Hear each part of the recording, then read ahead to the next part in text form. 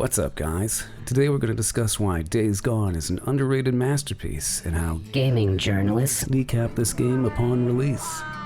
But first, let's give some praise to Sam Witwer for his performance as Deacon St, who made for a hell of a protagonist throughout the entirety of my 60-hour playthrough. For those of you unfamiliar with Sam Witwer, he's most notably known for voicing Darth Maul in the Clone Wars series, and was arguably one of the best aspects of that entire show.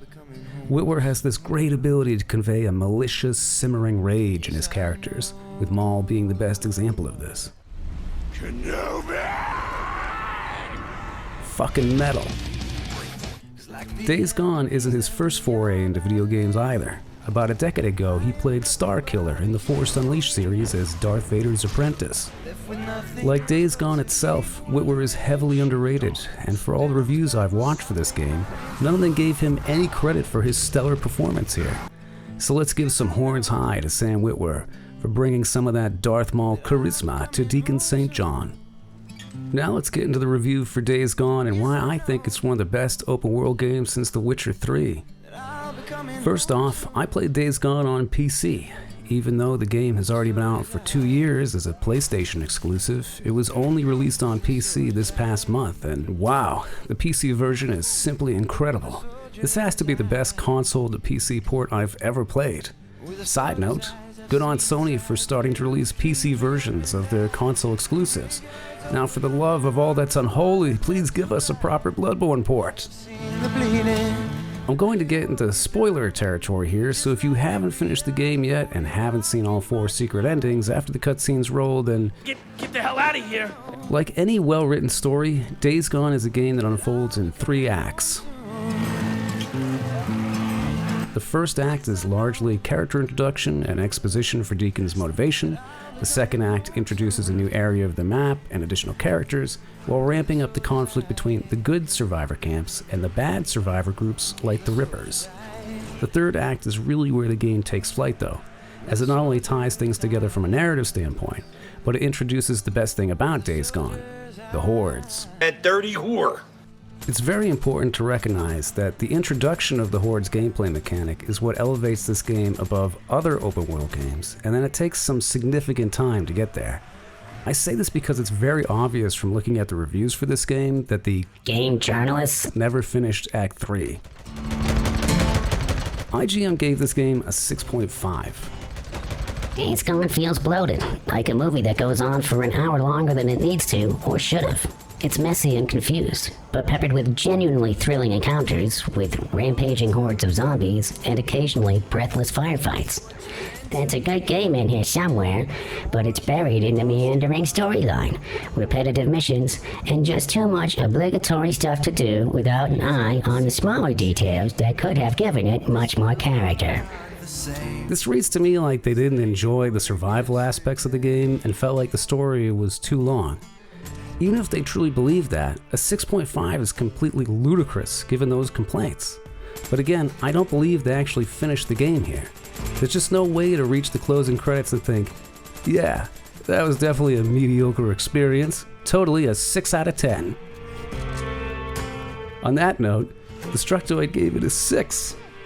With some tweaks to the pacing, it could have reconciled its warm, frank look at humanity and been something special. What? I bet these fuckers didn't even finish Act 1. To take a look at what Kotaku, I can't ever pronounce what this fucking company's name is. And Polygon said, Look no further than the game developers calling them zombies freakers and expecting us to take that as something new. Like a zombie, it lurches through the motions, hungry for brains, lacking its own. This is just lazy clickbait bullshit. Did they even play the game? It seems like they put about 20 minutes into Act 1 and called it a day.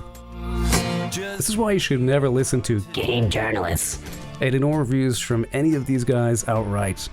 I can guarantee you that any of these clowns didn't get far into the third act of the game, let alone completed Act 1.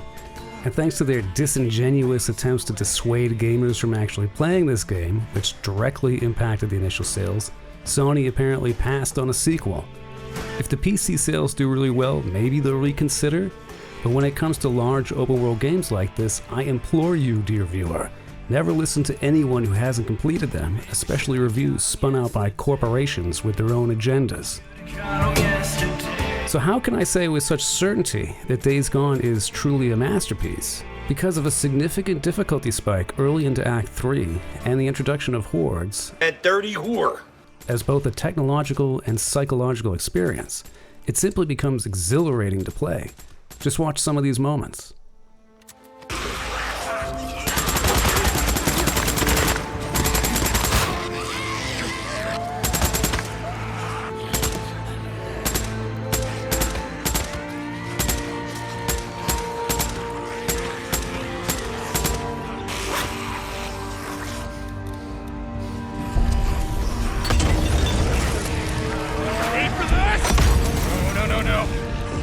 Technologically, it's extremely impressive how the developers were able to render hundreds of freakers, all with their own reactions and pathing to reach the player, on screen at one time. Yes, there's a lot of simplicity in the models and textures, and I'm sure much of it is repetitive in order to keep memory usage down and frame rate up. But the psychological effect of seeing hundreds of freakers racing towards you is simply remarkable. Lastly, I'm going to illustrate a few more aspects of the game I found to be above average compared to other games, while highlighting a few minor nitpicks that I found to be annoying but not deal breakers. Aside from the hordes, one of the best aspects of Days Gone has to be the gunplay. Once you get further along in the game and put some experience points towards rifle upgrades, goddamn is the gunplay satisfying. One thing I also have to mention here, normally I play third-person games with a controller, but keyboard and mouse for this game is just remarkably on point. I highly recommend it. Next we've got the motorcycle, which is just such a great concept for an open world game as it provides the same ability to traverse any area like a horse would in similar games, while making it extremely fast to go from point A to B. Being able to upgrade it while having to scrounge for gasoline as you adventure throughout the world is a brilliant tactic which pushes the player into the survival mechanics, making you want to look around every house and area for scrap as well as fuel.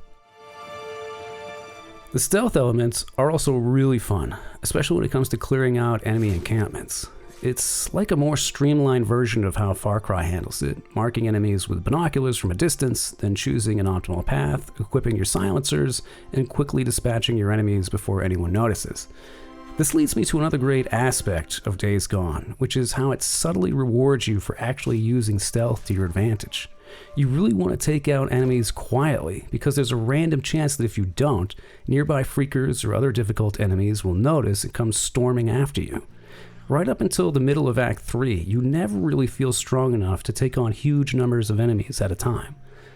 The game rewards you for being strategic in this sense, and punishes you otherwise. And even by the end of the game, you never reach the point of being completely overpowered compared to most RPGs.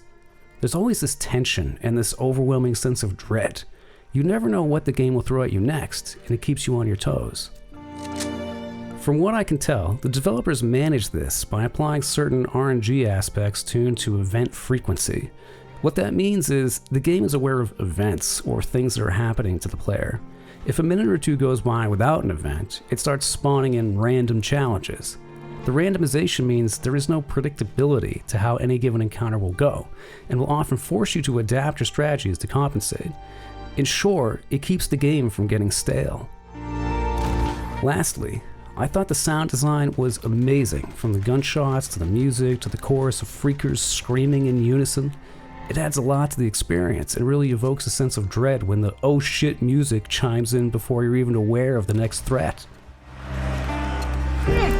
Now, to quickly mention a few design choices I wasn't a total fan of, but ultimately didn't ruin the experience.